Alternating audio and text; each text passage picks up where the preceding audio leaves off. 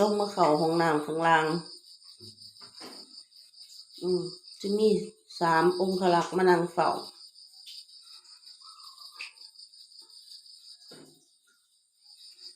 ประตูก็ปิดบ่ได้เด้ปิดก็ห้องอย่าเข้ามาก็ต้องแง้มๆไว้ให้เพิ่นเข้ามาหยอกกัน อีกคนนั่งขี้อีก3 ตัวมานั่งดมพูดละสูเนาะมีความสุขอันนี้ลูกๆของแม่ปานินหยอกกันมีความสุข